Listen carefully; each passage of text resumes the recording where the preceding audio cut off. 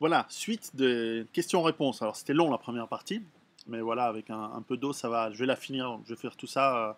Il y avait pas mal de questions, elles sont intéressantes. Alors, question suivante. Croyez-vous à l'effondrement mondial économique et budgétaire de 2030? Pourquoi 2030? Pourquoi pas 2014? Pourquoi pas 2015? Croyez-vous une troisième mondiale possible? Est-ce qu'une rébellion des peuples est inévitable? Je pense qu'on est dans la merde. Qu'en pensez-vous? Bah, vous devez lire mon livre. Bah, tout ça, c'est possible, bien sûr. Ce qui est important, c'est pas juste de dire ouais, il y aura ci, il y aura ça, c'est à cause des Illuminati, Bilderberg, machin. Ce qu'il faut, c'est avoir des données concrètes. Et c'est à quoi je me suis attaché, surtout dans le premier livre, Survivre à l'effondrement économique, de montrer pourquoi il y a un processus, à mon avis, inévitable qui nous amène vers l'effondrement économique. Dans le deuxième livre, Rue Barbare, écrit avec Vol West, sur pourquoi la ville est un environnement nocif, difficile, et comment est-ce qu'on peut faire pour s'en sortir en ville. Mais il n'y a pas besoin d'attendre la conspiration des Illuminati pour se préparer, pour faire quoi que ce soit, parce que souvent on se fait attention de ne pas se réfugier dans le ah ouais mais de toute façon on peut rien faire donc je fais rien. Bah ouais mais c'est une mauvaise stratégie et tu vas mourir ou tu vas être très sévèrement impacté, on va dire ça comme ça. Euh, D'ailleurs si vous allez sur mon Facebook, j'ai mis une- mon point de vue sur les élites, les conspirations, etc., etc. Vous pouvez le lire. Ça vous donnera mon avis sur ce que je pense de tout ça. Il y a des conspirations qui existent, d'autres qui, à mon avis, sont moins probables. Ça fait partie de l'être humain, nous sommes qui nous sommes. Et voilà, vous pouvez lire cet article, et surtout lisez mon bouquin. Alors, crois-tu que si on se met à commencer sa base autonome durable à préparer dans 3 ou 4 ans, ce sera toujours dans les temps? Bah, j'espère pour vous si c'est votre stratégie. Moi, je pense il faut démarrer à se préparer tout le temps parce que l'idée, c'est pas de rentrer dans un moule de scénario qui est celui de Piero San Giorgio. L'idée, c'est qu'on ne sait pas vraiment ce qui peut arriver, et puis demain matin, ça peut être votre baraque qui brûle parce qu'il y a un abruti dans l'étage au-dessous qui a mis le feu et vous devez quitter votre maison et vous devez évacuer et il vous faut 4 jours avant que l'assurance vienne et qu'on vous mette dans un hôtel et vous n'avez plus rien et comment vous faites si vous êtes dans un hôtel. Bref, la prévoyance, préparer l'avenir, être responsable, ça commence tout de suite, immédiatement. Ça aurait déjà dû commencer il y a de nombreuses années si notre éducation et notre système sociétal étaient correctement faits. Dans le temps, on ne se posait pas la question est-ce qu'on est prêt? On a intérêt à être prêt. Et puis si on voit venir gros comme une maison des grosses crises, ben on se prépare d'autant plus vite. Pour moi, je pense qu'attendre 3-4 ans, très sincèrement, c'est une très très mauvaise option. Je pense qu'on est tous en retard dans notre préparatif. Moi, j'aimerais bien avoir encore 3-4 ans pour me préparer. Et c'est pour ça que j'ai fait l'effort. J'ai quitté mon métier pour me préparer plus vite. Donc, voilà. Euh, question marrante. Si dans 4 ou 5 ans, ce que tu as dit et écrit depuis des années ne se passe absolument pas chez nous, entre parenthèses, pas au Bangladesh ou au Congo, vas-tu nous expliquer qu'il faut attendre 50 plus ou admettras-tu d'être lourdement trompé? Alors tout d'abord, pour être précis, dans mon livre, je parle de cette décennie, donc c'est plus dans 4 ou 5 ans, c'est dans 6 ou 7. Mais enfin, je comprends bien la question. C'est une question qui est honnête. Alors, si en 2020, on ne s'est pas viandé, bah, c'est pas une raison. D'abord, c'est pas une raison pour que tout votre préparatif ne serve à rien, parce que peut-être qu'on se viande en 2021. Donc oui, si c'est pas le cas, probablement ce que je vous dirais en 2020, c'est de dire voilà, bah, c'est pas arrivé. Et d'abord, tant mieux, parce que je n'ai pas envie d'avoir raison s'il s'agit de la mort d'un grand nombre de la population. Hein. En fait, j'aimerais bien me tromper complètement, j'aimerais bien que tout va bien. D'abord parce que je suis bien dans le monde actuel, c'est un monde où mes compétences sont parfaitement aiguisées pour le monde moderne. Je pourrais gagner ma vie extrêmement bien dans un monde qui ne s'effondre pas du tout. J'ai toute la formation, j'ai l'expérience parfaite pour être à haut niveau dans ce monde. Et je l'ai été. Et ce serait très facile de revenir. Donc en fait, j'ai un intérêt personnel à ce que ça aille bien. Mais ça ira pas bien à mon avis. Donc je me prépare. Et c'est chiant de me préparer parce que je dois tout réapprendre à zéro. Être un expert marketing international, ça sert à rien dans le monde de demain. Donc, ou dans une crise difficile. Mais enfin, au-delà de la taquinerie très aimable et sympathique de la question, euh, ouais, en revanche, si effectivement demain on me dit ah, tu t'es trompé parce que tout d'un coup on a trouvé des sources d'énergie excellentes qui remplacent ce que l'on fait aujourd'hui, si tout d'un coup le modèle de psychologie sociétale a changé pour un modèle qui est meilleur et plus respectueux de l'environnement et des individus, etc., et qu'on va dans un monde plus harmonieux, ah putain, je serais super content de m'être trompé. Mais ça ne veut pas dire qu'on doit, malgré tout, on pourrait être dans un monde parfait, il faudrait quand même être préparé à des problèmes climatiques, à des problèmes d'incendie, de choses simples. Il n'y a pas besoin d'attendre l'effondrement économique pour avoir un sac d'évacuation, un peu d'eau à la maison, un peu de nourriture, le minimum pour être prévoyant, et surtout d'avoir des compétences et de prendre la responsabilité individuelle qui va avec la vie. Vous savez, c'est assez simple hein, comme concept, c'est que vous n'êtes pas vivant avec la nounou qui s'occupe de vous depuis que vous êtes petit. Ce qu'on vous fait croire, on vous fait croire que l'État, c'est un peu votre maman, et qu'elle va vous torcher le cul et vous occuper de vous toute votre vie. Eh ben non, c'est pas digne. Et quand bien même ce serait le cas, que l'État s'occupe de vous, ça a été le cas les 50-60 dernières années, c'est quoi cette putain de manière de vivre? C'est pas humain, quoi. Vivre chez votre maman, quoi, toute votre vie. Maman, je t'aime bien. Mais bon, j'ai pas envie de vivre chez toi tout le temps. Voilà. Alors, une fois ma base autonome d'IRAD terminée, une nouvelle question. Est-ce qu'il sera légitime de donner un coup de pouce à l'avènement d'un effondrement de la normalité? Autant, au- voilà, voir l'impréparation des autres me fait plaisir. Alors ça, c'est une question aussi taquine. Euh, Bah, vous faites ce que vous voulez, encore une fois, vous êtes responsable de vous-même. Si, une fois que vous êtes prêt, vous pensez, vous croyez être prêt, vous voulez foutre le bordel pour que ça se viande, euh, bah, vous risquez d'avoir des conséquences, parce que c'est quand même un jeu dangereux. Vous voulez faire quoi? Devenir trader pour organiser une catastrophe euh, boursière? Vous voulez faire quoi? Vous voulez aller dynamiter des puits de pétrole pour que ça s'accélère? Enfin, je ne sais pas ce que vous pouvez faire pour accélérer l'effondrement. C'est tellement complexe, c'est tellement des processus qui sont lourds, qui ne dépendent pas d'individus, qui sont des mécanismes mis en place depuis même des siècles. L'effondrement, à mon avis, il arrivera quand il arrivera, et c'est difficile qu'un individu consciemment puisse l'influencer. Alors inconsciemment, le petit grain de sable dans l'engrenage qui fait péter toute la machine, inconsciemment, je crois que c'est possible. Après tout, Gabriel Princip, quand il a buté l'archiduc d'Autriche, il ne pensait pas que ça allait déclencher la boucherie qui a été la Première Guerre mondiale. Donc parfois, l'imprévu arrive, les signes noirs, comme dit Nassim Taleb, arrivent. Et c'est souvent ça qui fait l'histoire. C'est pas des complots prévus. Je pense qu'il y a des mécanismes en place, mais ensuite il y a des facteurs qui accélèrent ou qui ralentissent ou qui stoppent les mécanismes. Là, tout le monde voulait la guerre en Syrie, hein, on l'a pas eu cette année en 2013, et je m'en réjouis qu'on ne l'ait pas eu. Et il a fallu un homme providentiel, il a fallu un Poutine pour arrêter cette guerre. Et on ne sait pas où ça aurait pu finir. C'est une sorte de 1938. On aurait pu avoir la guerre en 1938. Alors est-ce que ça aurait été mieux, moins bien que la guerre en 1939? Je ne sais pas.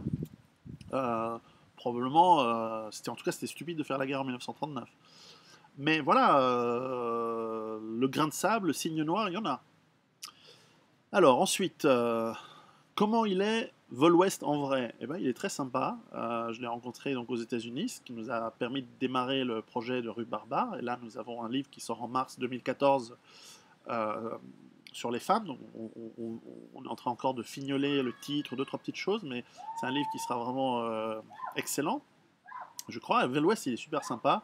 C'est quelqu'un qui. C'est étonnant de voir quelqu'un qui a un parcours très différent du sien, avec lequel on partage de la philosophie, même des lectures, même des passions cinématographiques qui sont communes, même musicales parfois. Très intéressant. C'est quelqu'un qui a beaucoup de cordes à son arc, même parfois littéralement.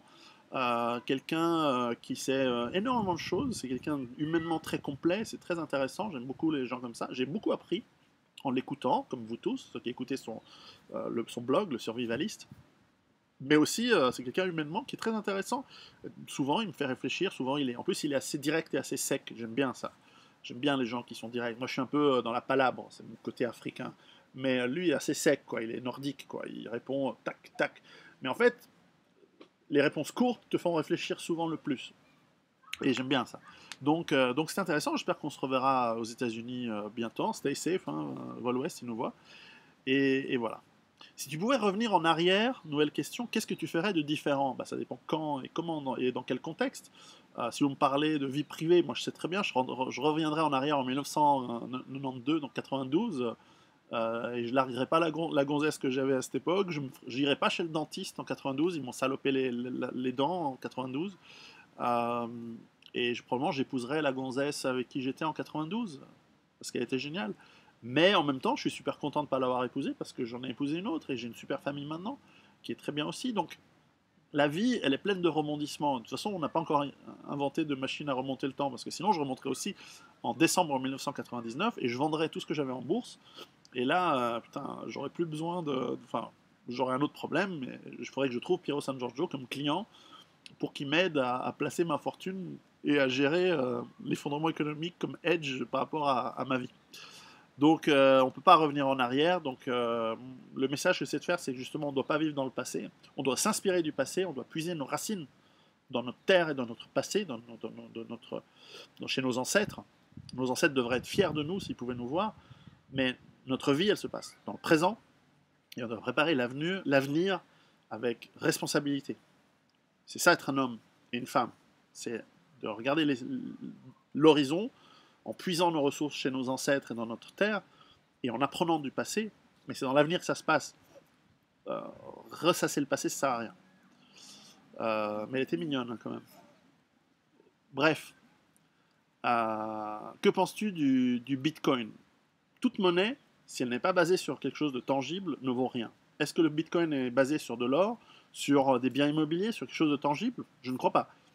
C'est électronique, c'est virtuel, c'est de la merde. Alors, vous pouvez spéculer dessus si vous voulez, si vous avez de l'argent à perdre, ou à parier, mais c'est du casino. Ça monte, ça descend. Il faut que ce soit tangible, c'est comme investir en bourse. Vous investissez... Aujourd'hui, les gens me disent, donc en fin 2000, toute cette année, tout le monde s'attendait à un crash boursier. Et les gens ils disent, il n'y a pas de crash boursier parce que les banques centrales injectent de l'argent dans la bourse. C'est vrai. Donc les actions via les banques montent. C'est vrai. Donc on va acheter parce que ça monte.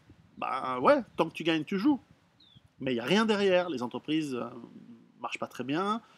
Alors, or, l'investissement dans la bourse, c'est parce que tu connais une entreprise et qu'elle va bien et que tu penses qu'il ira mieux dans le futur et donc tu achètes une part de cette entreprise parce que la bourse, c'est un système pour permettre la liquidité des gens qui sont propriétaires d'actifs sous forme d'actions d'entreprise, donc des parts d'une entreprise. C'est très bien la bourse, hein, c'est pas un truc complètement con. Fondamentalement, il y a un truc utile dans le système boursier. Ensuite, ce qu'il est devenu aujourd'hui, c'est complètement fou. Et la preuve, c'est que vous achetez parce que ça monte. Mais ça n'a rien à voir, c'est pas pour ça qu'on a réussi. Alors, dans ce cas-là, allez jouer au casino. Moi, je joue parce que statistiquement, il y a eu plus de rouge que de noir ce soir. Ben, joue sur le rouge, à la roulette. Ou alors, si t'es talentueux, tu joues au blackjack, des machins comme ça. Moi, ça m'intéresse. J'ai jamais voulu jouer au casino parce que je trouvais ça très con. Parce que je suis pas bon d'ailleurs, je connais pas le produit. Je me fais niquer par des gens meilleurs que moi. Et puis, statistiquement, c'est le casino qui gagne.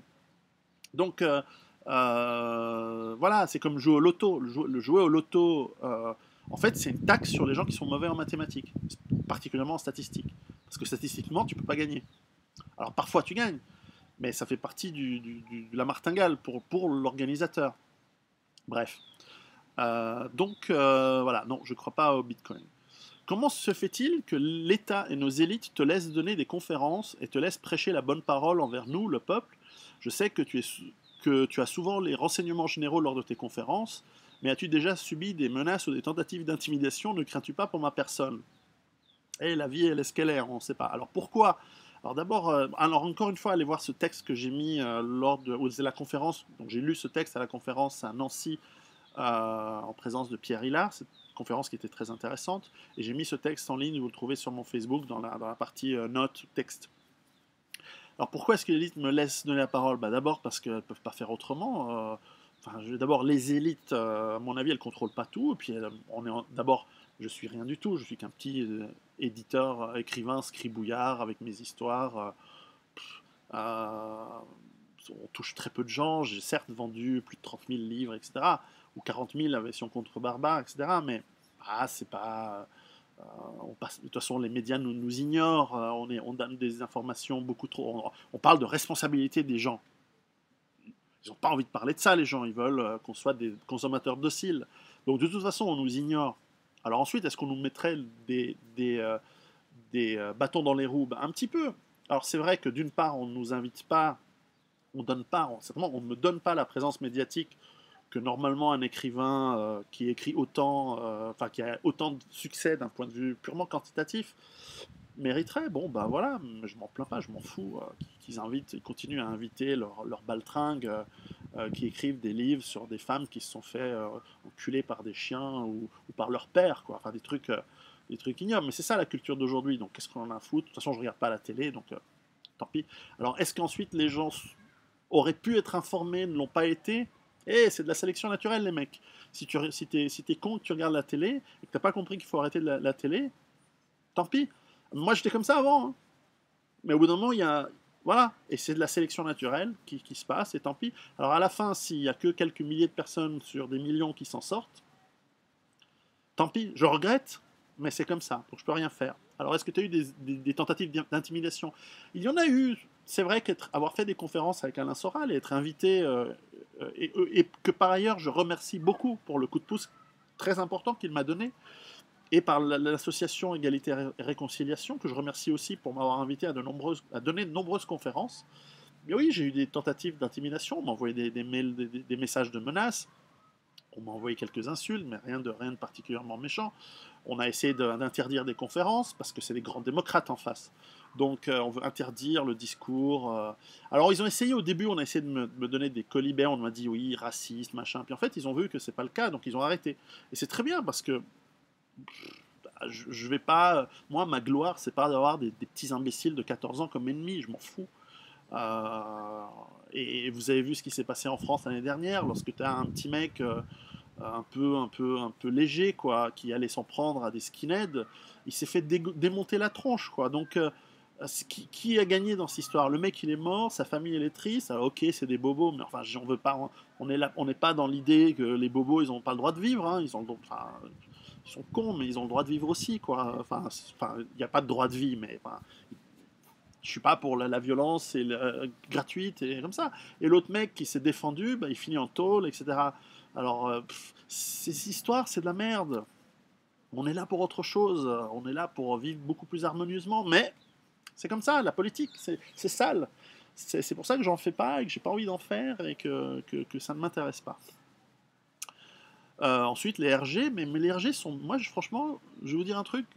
Je pense que c'est des gens bien et ils sont bienvenus à mes conférences. Alors, je dis pas comme ça juste pour qu'ils me laissent tranquille. Non, ils me laissent pas, d'ailleurs, ils me laissent pas tranquille. Ils ont raison.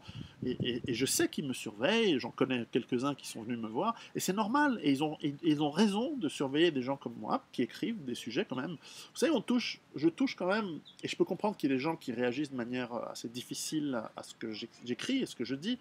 C'est que je touche un sujet qui est profondément intime. C'est celui de la mort.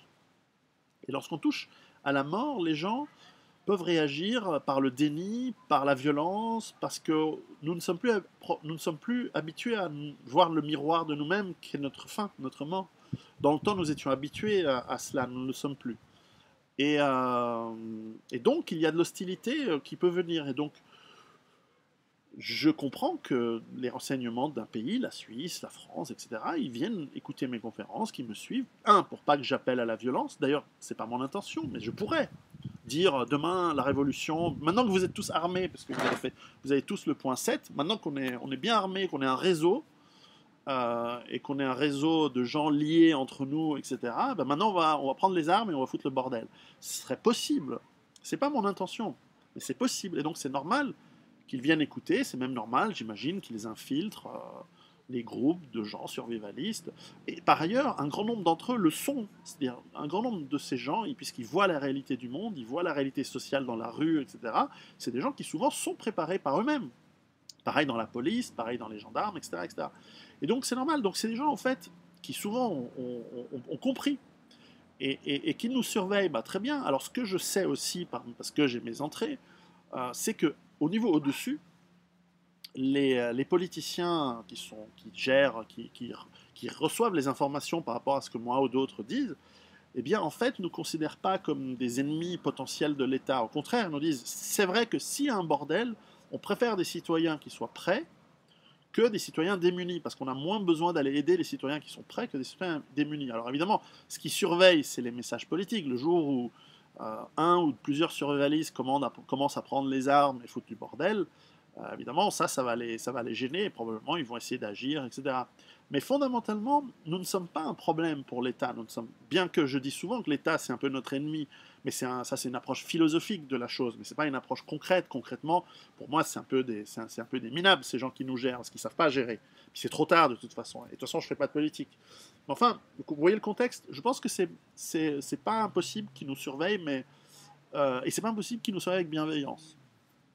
Mais voilà, peut-être que je me trompe, peut-être qu'ils préparent la confiscation des stocks, j'en sais rien. M'en fous, j'en ai à plein d'endroits différents. Enfin voilà. Alors, une question qui n'a rien à voir. Qu'est-ce que tu as observé comme différence entre les franco-maghrébins et les maghrébins au fil de tes voyages? Alors ça, c'est très vaste et ça rejoint ce que je parlais avant de comment est-ce qu'on est adapté à notre environnement. Alors tout d'abord, je ne prétends pas être un expert en anthroposociologie et je ne connais pas tout. Par exemple, l'Algérie est un pays que je connais mal puisque je ne suis allé qu'une seule fois, à Alger en plus. Et bien que j'ai des amis kabyles, j'ai des amis algériens également, j'ai jamais vraiment été partout. Et je connais bien le Maroc, je connais bien la Tunisie, je connais pas la Libye, donc voilà pour le Maghreb, on va dire. Et puis pour le Mashrek, je connais un peu l'Égypte, je connais un peu la Jordanie, je connais un peu la Syrie, le Liban. Donc on va s'arrêter là pour le nord, on va pas aller en Turquie et au Kurdistan. Alors j'ai été en Irak, j'ai fait des missions pour mettre en place des systèmes de machines pour les votes, pour traiter les informations des bases de données qui traitaient les informations de vote pour les votations qu'il y a eu. Donc j'ai fait quelques séjours, c'était assez chaud, hein, parce que c'était après la guerre évidemment, donc c'est il n'y a pas longtemps. J'ai fait ça pour faire un peu de fric, hein. C'était bien payé comme consultant via une société de Dubaï. Donc j'étais à Nasiriyah, j'ai fait comment ça s'appelle, une partie de Bagdad. Euh, Chaud. Ça m'a beaucoup appris, j'ai eu des bons contacts avec des Américains, avec des Italiens qui sont dans les forces spéciales, etc. C'était vachement intéressant.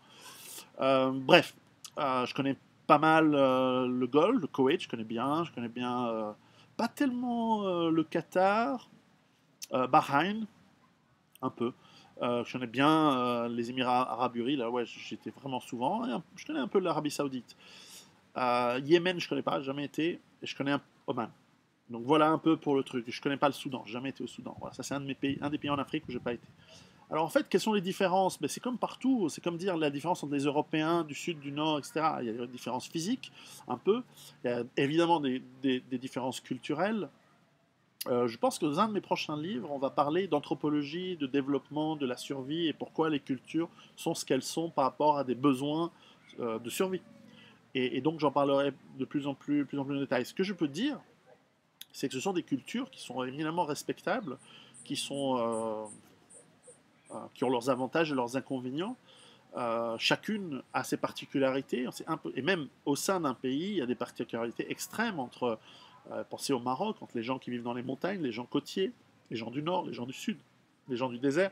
Il y a des particularités entre des classes sociales qui sont différentes. Les classes sociales sont très différentes au Maroc qu'en Algérie. L'histoire est très très différente. Les Marocains, ils n'ont pas de passif colonial. Les Marocains ont un roi. L'Algérien, par exemple, a un passif colonial qui a été mythologisé, qui est peut-être plus violent. Il y a une période soviétique même, socialiste, qui a façonné une partie, et leur rapport à l'islam est très différent et c'est très différent si vous êtes d'Oran, que si vous êtes d'Alger, que si vous êtes de Kabylie, etc., etc. Le tunisien, c'est encore complètement autre chose. Il y a des différences entre les Sfaxiens, les Soussiens, les Tunisois, etc. Chaque pays a une richesse et une complexité qui fait que c'est très difficile et qui fait que j'ai beaucoup de peine lorsque j'entends des gens dire les Arabes. Mais les Arabes, ça veut rien dire. C'est comme les Juifs, ça veut rien dire. Ou c'est comme les Européens. Mais on parle de quoi? On parle de ou les Blancs. On parle de quoi quand on dit les Blancs? D'un Écossais, d'un Indien du Nord, d'un Perse, d'un Syrien, d'un Turc. Enfin, c'est des Blancs. D'un Sicilien, d'un Roumain. Enfin, ça n'a rien à voir. Donc autant, bien sûr, l'individu, c'est ce qui est le plus important. Autant, on ne peut pas nier la provenance culturelle, la base culturelle qui fait qu'un individu est ce qu'il est, autant généraliser sur des trucs aussi génériques, c'est complètement stupide. C'est pour ça que les gens qui disent on est tous les mêmes, c'est complètement con. Ouais, on est tous les mêmes parce qu'on est quoi? Parce qu'on est des humains? Ça veut rien dire. Moi, je suis pas le même qu'un aborigène ou qu'un Indien de l'Amazonie ou qu'un Suédois, quoi. Enfin, lâchez-moi la grappe, quoi. On n'a pas élevé les moutons ensemble. Vachement là, va vivre avec eux si tu as envie, mais fais-moi pas chier, on n'est pas les mêmes. Et viens surtout pas chez moi d'ailleurs. Et quoi, on est tous les mêmes parce qu'on est humain, on est tous les mêmes parce qu'on est des vertébrés, parce qu'on est des mammifères, parce qu'on est des pluricellulaires. Je veux dire, ça n'a aucun sens, c'est une maladie mentale ça. En revanche, qu'on respecte les gens pour ce qu'ils sont, c'est intéressant. Et je pense que c'est intéressant que chaque culture se développe à son rythme, là où elle est. Et c'est vrai que les immigrations et les migrations massives qui ont lieu d'abord du nord vers le sud avec les processus d'impérialisme et de colonisation ont été une catastrophe. Et maintenant, la globalisation qui nous a amené tout d'abord une migration économique en gros du sud vers le nord et qui est une catastrophe maintenant que surtout que le nord n'est plus un Eldorado économique, et puis des migrations de tous les sens vers tous les sens, portent potentiellement quelques aspects très positifs d'un point de vue évolutionnaire, parce que la nature est en train de, via nous, est en train de tester de nouveaux trucs. Qu'est-ce qui se passe lorsqu'un Kurde épouse une Péruvienne? Qu'est-ce qui se passe lorsqu'un Canadien épouse une Malgache? Avant, c'était impossible. Enfin, ça n'existait pas. Maintenant, ça commence à exister puisqu'on a des amants. Et est-ce que les enfants mélangés ont des avantages évolutionnaires et compétitifs ou culturels par rapport à des cultures enracinées chacune dans sa terre? Ou pas. Peut-être que c'est une catastrophe et qu'on est en train de créer le métis. Peut-être qu'une partie de la population qui se métisse, c'est un plus. C'est un plus au niveau génétique, c'est un plus au niveau de l'évolution. Ou peut-être qu'au contraire, c'est une immense catastrophe parce que l'être humain est fait pour être local et enraciné uniquement et que c'est la seule manière de survivre avec des gens comme nous. Je ne sais pas. J'ai pas de dogmatisme par rapport à ça. Mais je pense qu'il y a beaucoup de dogmatisme malheureusement aujourd'hui. Voilà. Ensuite, ça me fait passer j'ai mis une série de questions qui sont des questions beaucoup plus politiques. Alors, question politique. Soutiens-tu les séparatistes bretons ou les bonnets rouges? Ben, je pense qu'ils doivent faire ce qu'ils veulent. En tout cas, ce que je soutiens en général, c'est les gens qui se lèvent pour leur liberté, pour ce qu'ils revendiquent, quelles que soient leurs revendications. Alors évidemment, il y a des revendications qui me sont très étrangères. Je veux dire, celui qui se lève et qui dit moi, je suis homosexuel, j'ai envie de me marier, moi, ça me laisse complètement froid, mais fais ce que tu veux. Je pense que c'est une très mauvaise idée stratégiquement pour toi. Moi, je m'en fous, hein. C'est pas le fait que tu te maries et qu'ensuite tu divorces, c'est pas mon fric, et c'est pas ma bite et mon cul, donc j'en ai rien à foutre. Fais ce que tu veux. Alors ensuite, si on vient me dire à moi qu'il faut payer pour toi, je suis pas d'accord. Mais fais ce que tu veux, et si tu as envie de manifester pour, mais va manifester dans ta gay pride. Simplement, fais-le loin de mes gamins. Fais-le la nuit, dans un coin. Voilà. Donc si les Bretons ils veulent mettre un bonnet rouge pour protester contre l'injustice de l'État, mais je suis pour, mais bravo, continuez, je vous soutiens, vraiment. Voilà. Si c'est ensuite pour demander plus de subventions de l'État, je pense que c'est une mauvaise stratégie dans ce qui va. Il faut être responsable, il faut être autonome. Alors ensuite, est-ce qu'on soutient les séparatismes? Moi, je ne suis pas chez vous. Moi, j'ai une idée politique par rapport à chez moi. Ensuite, est-ce que c'est une bonne idée? Est-ce que la Bretagne indépendante, c'est une bonne idée? Probablement. Économiquement, c'est pas une mauvaise idée. La Bretagne, ça a été un royaume, ça a été c'est un pays prospère, riche. Il y a l'accès à la mer, il y a l'agriculture, il y a de quoi faire. Une sacrée région indépendante, même une nation bretonne, pourquoi pas? Mais c'est pas à moi de vous le dire, c'est pas à moi de vous soutenir. Je pense que enfin, il y a une dichotomie entre la nation. Qu'est-ce que veut dire une nation? Si c'est un ensemble de gens qui se reconnaissent comme ayant des points communs et qui veulent vivre ensemble, c'est excellent. Alors, est-ce que cette nation, elle a destinée à être petite ou grande? Évidemment, plus on va vers le grand, plus on commence à avoir des gens différents, et donc ça pose des problèmes. La nation française, par exemple, chez vous, elle s'est construite avec une force violente, enfin, pour que les Bretons, les Chouans, les Corses, les Alsaciens, les gens du Sud-Ouest, si on remonte plus anciens, plus loin dans le temps, on leur a tapé sur la gueule longtemps pour qu'ils acceptent d'avoir le centralisme royal et ensuite républicain. Je veux dire, c'est pas le pays des bisous, hein, la France, c'est un pays hyper violent, quoi, comme tous les autres pays en général. En Italie, dans mon pays d'origine, putain, le Nord, quand il a décidé que c'était une bonne affaire financière d'unifier l'Italie, ils n'ont pas posé la question aux Siciliens, aux Napolitains, ils leur ont tapé dessus pendant des années et des années, ils les ont désindustrialisés, ils les ont colonisés, ils les ont massacrés parfois, et ensuite ils les ont envoyés en 15-18 sur les tranchées, se faire trouer la peau par des Autrichiens qu'ils n'avaient jamais vus, et qui n'avaient rien à voir, tout ça pour avoir le Tyrol, qui étaient eux-mêmes des germanophones, qui n'avaient surtout pas envie de venir en Italie. Donc, faut toujours se méfier de qu'est-ce que ça veut dire une nation. Je pense qu'une nation, c'est un bon concept, mais jusqu'à quel point ça a du sens. Et puis ensuite, si on casse les nations en petits bouts, si ça peut faire plaisir parce que ça nous apporte un aspect local, est-ce que ensuite ça nous rend pas encore plus fragiles par rapport à des puissances plus fortes et dominatrices qui nous veulent du mal au-dessus? Parfois, l'unité fait la force, même entre gens différents. Donc ça, c'est la subtilité. Donc les séparatistes bretons, savoyards, corses, etc., soyez très intelligents. Être indépendant juste pour le fait d'être indépendant et qu'on vous lâche les couilles, c'est une bonne idée. Mais si ensuite c'est d'être indépendant de la France, ou pour les Catalans l'Espagne, ou pour les Ukrainiens de l'Est de l'Ukraine, enfin peu importe, pour ensuite tomber sous l'escarcelle, par exemple, de l'Empire américain qui vous exploite encore plus, et vous avez encore moins votre mot à dire, faites gaffe, parce que diviser pour mieux régner, c'est une stratégie connue. Donc, intéressant. Alors, ensuite, j'ai des questions on m'a posé pas mal de questions sur des partis. Qu'est-ce que tu penses du Front National en France, par exemple? Ben, je ne suis pas français, donc pendant longtemps, donc j'ai de la peine à parler des partis d'autres pays, surtout en France où c'est très bordélique quand même. Moi, je pense qu'en France, il y a un échec, en tout cas depuis 40 ans, mais peut-être même depuis 200 ans, où toutes les décisions politiques ont été mauvaises, toutes. Tout a été mauvais pour le français, pour le citoyen français. Alors, le Front National n'a pas été au pouvoir.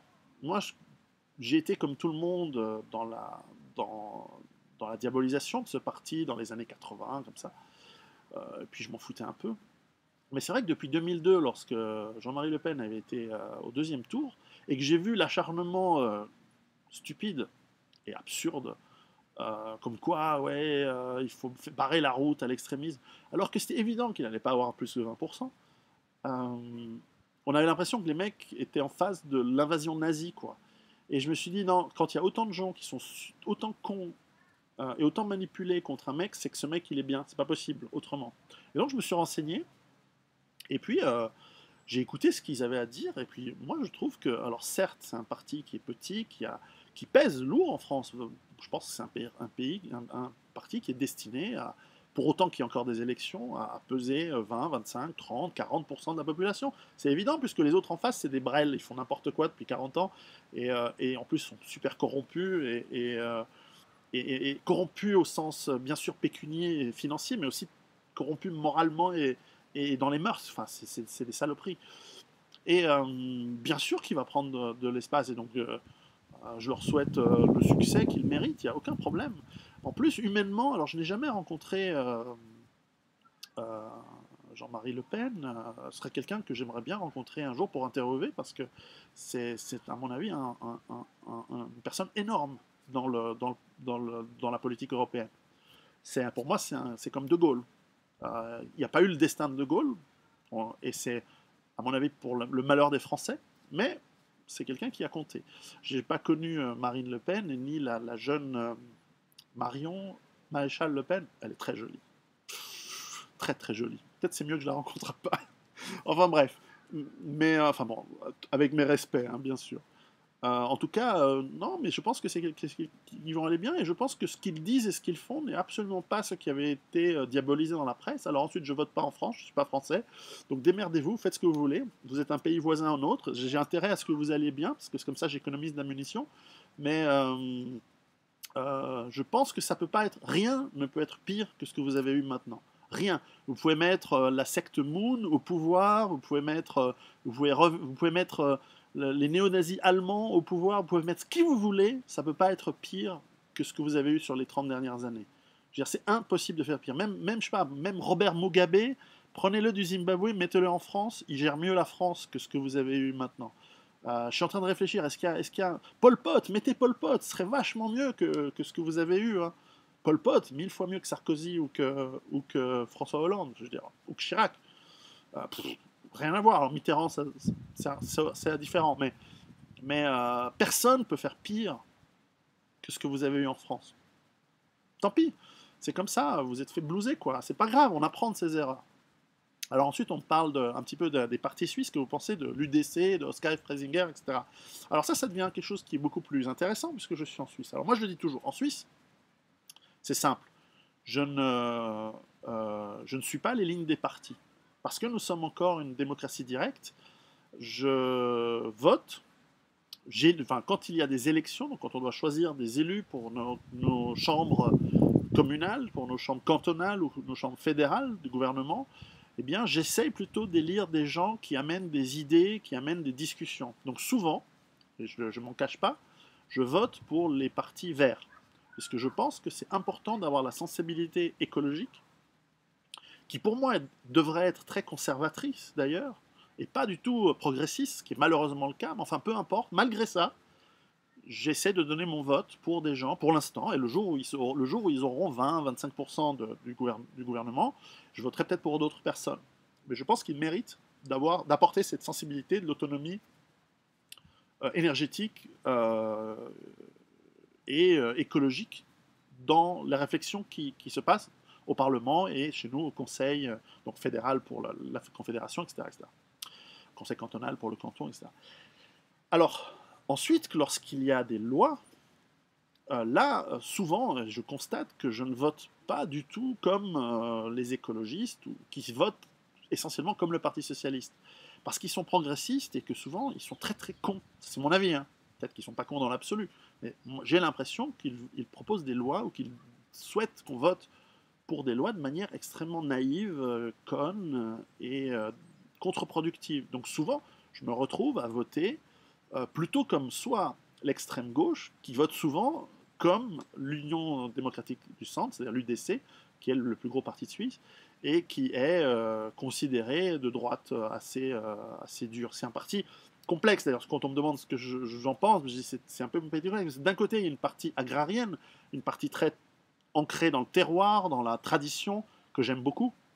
Ensuite, il y a aussi une partie de ce parti qui est un peu l'aile peut-être zurichoise, qui est beaucoup basée sur la finance, sur les grandes entreprises suisses, etc. Là, c'est une partie qui me fait déjà un peu plus grincer. Je ne suis pas souvent d'accord avec ce qu'ils veulent. Mais enfin, dans l'ensemble, c'est un parti qui compte, pour lequel j'ai de la bienveillance et que je ne considère pas du tout avec démonisation, diabolisation. Et ce sont des gens avec qui je discute et je discuterai d'autant plus volontiers s'ils m'invitaient pour des conférences, etc. En tout cas, c'est des gens. Il y a une chose que j'apprécie chez les gens qui votent UDC ou les élus d'UDC, c'est qu'ils ont, il me semble, à cœur l'intérêt de la nation suisse et du peuple suisse. Alors ensuite, est-ce qu'ils se trompent dans la manière dont ils le font? On pourrait discuter, et ça fait partie du dialogue politique démocratique qui est important dans un pays. Mais dans l'ensemble, ils me semblent des gens sincères. Et quand on me demande ce que vous pensez d'Oscar Freisinger, je pense que pour un politicien, c'est encore quelqu'un de très sincère, très honnête, qui a parfois des idées excellentes, parfois des idées sur lesquelles je suis un peu plus en désaccord, bien que je vois d'où il vient, je vois ce qu'il veut dire, mais enfin, je pense que peut-être c'était maladroit l'histoire des minarets. Alors, moi, j'étais contre, enfin, je suis contre qu'il y ait des minarets, pour d'autres raisons que celles qu'a préconisé l'UDC et Freisinger. Mais bon, à la fin, je pense que c'était maladroit d'apporter cette votation. À la fin, il fallait donc voter, donc j'ai voté contre. Mais je ne suis pas fondamentalement hostile à l'islam de la manière dont il est fait en Suisse. D'abord, il est très minoritaire, et en plus, c'est une faible partie de la population. Et donc je trouvais que c'était maladroit d'apporter ça, mais je comprends la raison. Il y a un moment où faut dire non, il faut taper le poing sur la table, mettre une ligne. Ça, je comprends. Mais je ne pense pas que c'était nécessaire. Ça, c'est un exemple, hein. On pourrait en discuter pendant des heures, hein, de ça. Alors, qu'est-ce que je pense ensuite du MCG à Genève? C'est compliqué, ça. Parce que d'un côté, je pense qu'il y a des éléments où ils ont raison, et d'autre côté, ils ont des éléments où ils se trompent complètement. Mais peut-être pour faire court sur cette partie, parce qu'on va me demander ce que je pense de tous ces partis, je pense que l'important, c'est de réfléchir par vous-même, d'apprendre à ne pas écouter juste des slogans et de vous réapproprier la démocratie, c'est-à-dire que vous n'acceptiez pas la démocratie parlementaire. Alors évidemment, dans certains pays, c'est impossible structurellement, vous êtes fait couillonner avec le Parlement, avec la démocratie parlementaire, où chaque 4 ans, chaque 5 ans, vous donnez carte blanche à un parti pour faire ce qu'il veut, ou une coalition de partis pour faire ce qu'ils veulent. Et vous oubliez que c'est des menteurs professionnels. Ils veulent être élus. Une fois qu'ils sont élus, ils font ce qu'ils veulent. Et essentiellement s'en mettre plein les poches. Et de plus en plus obéir à des lobbies qui sont de plus en plus hauts et de plus en plus loin. Maintenant, c'est en Europe que ça se passe. C'est plus dans les pays au niveau national. Et donc vous êtes fait niquer. En Suisse, on a encore la chance d'avoir un petit peu de démocratie locale, on a encore la chance d'avoir notre mot à dire, mais ça devient de plus en plus difficile. Et donc, voilà, c'est le MCG à Genève, parfois, dit des choses vraiment de manière intéressante et juste. Parfois, à mon avis, ils sont aussi dans la démagogie. Et sur certains éléments, je ne suis pas d'accord, ils se trompent. Mais enfin, ce qui est dommage, c'est que tous ces partis, en général, euh, n'ont pas encore compris les défis de l'avenir. Et ça, c'est difficile. Alors, pour terminer, qu'est-ce que je pense du Parti socialiste?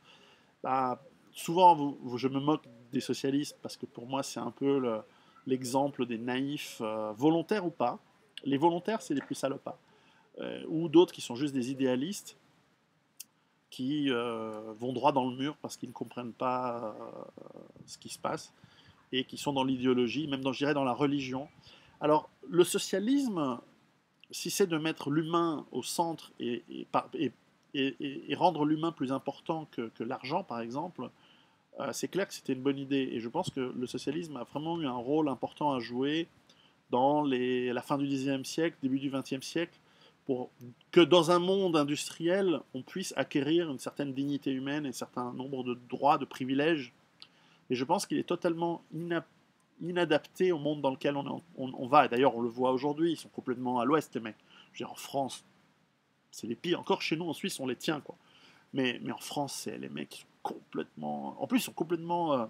ils ont été infiltrés par des minorités de leur propre camp, souvent des trotskistes. Et ces mecs, en fait, ce qu'on voit, c'est que le trotskisme, qui voulait la révolution mondiale, en fait, c'est un groupe, une toute petite minorité au sein d'une minorité qui la contrôle. Et une fois qu'elle arrive au pouvoir, elle ne veut pas du tout faire les idées avec lesquelles elle voulait être au pouvoir. Elle veut juste être une élite et s'en mettre plein les poches. Et ça a été comme ça en Union soviétique, et c'est pour ça que Staline les a virés. Il a eu raison, le mec. Et on voit qu'ils ont infiltré par ce côté gauchisme un peu partout. Alors en revanche, ceux qui sont encore porteurs du vrai message socialiste, c'est encore l'extrême gauche. Souvent, le peu qui reste des partis communistes, souvent, il y a des choses très respectables chez ces gens-là. Alors sur certains éléments, fondamentalement, philosophiquement, je ne m'y retrouve pas du tout. Mais il y a une certaine cohérence parfois. Et la cohérence, c'est quelque chose que j'apprécie en politique. C'est quelque chose que j'apprécie même chez les gens. Quelqu'un qui est cohérent, même si je ne suis pas d'accord avec lui, je le trouve respectable, très respectable même. C'est quelqu'un qui est veule, ça m'intéresse moi. Donc voilà. Alors on me pose la question, c'est quoi ta pensée politique? Voilà, ça c'était plus simple de demander directement ce que je pense plutôt que de dire ce que je pense d'autre chose. Mais moi, c'est très très simple. Comme vous le savez, j'aime bien la responsabilité. Donc j'aime bien le citoyen. J'aime bien que le citoyen puisse être responsable et que le citoyen puisse, avec ses pairs, avoir les mêmes privilèges et les mêmes droits. Je n'aime pas l'élitisme au sens privilèges spéciaux. Ensuite, il y a des élites, il y a des gens plus intelligents que d'autres, il y a des gens plus capables, etc. On doit les reconnaître et on doit les aider, on doit faire en sorte qu'ils soient bienveillants, ce qui n'est pas le cas aujourd'hui. Donc, d'un certain point de vue, j'aime bien la liberté. Donc, je suis libertarien, vraiment. C'est-à-dire que j'aime bien que les gens fassent ce qu'ils veulent. Dans le cadre de ce qui est possible, dans le cadre de ce qui est bon pour l'ensemble, et dans un cadre d'une certaine morale. Alors, la morale, pour moi, moi, je suis quelqu'un d'assez, comment dire, lâche dans le sens assez. Ma morale personnelle, elle est très flexible. Je suis assez facile d'un point de vue moral. Je ne suis pas pour des morales très conservatrices. C'est comme ça, c'est aussi comme ça que j'ai été éduqué. Et probablement que sur beaucoup de points, je suis en tort. Mais j'y peux rien, j'ai été éduqué comme ça. D'ailleurs, c'est pas parce que je pense que quelque chose que cette chose est la meilleure et que j'ai raison. J'ai au moins cette humilité de le reconnaître. Mais il y a beaucoup d'idées que j'ai qui sont peut-être mauvaises. Par exemple, moi je suis un fervent, je pense que la démocratie c'est très bien. Parce que je suis en Suisse et qu'il y a encore une démocratie qui fonctionne. Mais la constatation du monde me montre de manière évidente que la démocratie est de loin pas du tout le meilleur système qui existe. Certaines formes de dictature marchent bien mieux que la démocratie, c'est beaucoup plus efficace, et s'il y a beaucoup moins de bordel dans une dictature, par exemple. Alors évidemment, ça a aussi des inconvénients. C'est le ou la dictateur. Voilà, est-ce que ça me plaît? Non, fuck no, ça me plaît pas du tout. Moi, j'ai pas envie de vivre dans une dictature. J'aime pas ce système, mais ça veut pas dire que c'est parce que je l'aime pas qu'il est pas bon. Vous voyez le raisonnement? C'est ça d'être humble. Alors ensuite, est-ce que je me battrais pour que la Suisse ne devienne pas une dictature? Bah ouais, je pense que c'est un élément très important et je me battrais corps et âme pour que la Suisse continue à être une démocratie, voire même améliore sa démocratie. Parce qu'il y a du boulot, hein. Je dis toujours la Suisse c'est bien, mais croyez-moi, il y a encore du boulot. Euh, donc, la morale, elle est fondamentale pour cadrer la liberté, parce que si vous donnez la liberté aux gens, on n'est pas sûr qu'ils soient responsables, et après ils font n'importe quoi. Et après on les voit enculer des cochons dans la rue, montrer leur bite aux enfants, enfin, faire une gay pride, quoi. Enfin, ces trucs ignobles, je veux dire. C'est très bien d'être homosexuel, je m'en ai rien à foutre, fais ce que tu veux, mais fais pas une gay pride devant les gosses, quoi. Alors une fois dans les années 50 pour choquer la morale, pour dire ah ouais j'existe, je comprends.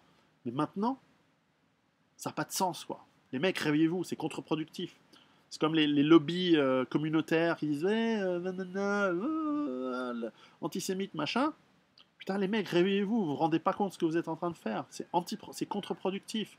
Faites ce que vous voulez, mais à la fin, faut pas se plaindre, faut pas pleurnicher lorsque les mecs ils reviennent et ils vous mettent dans des trains. Bah, c'est ce qui va arriver, les mecs.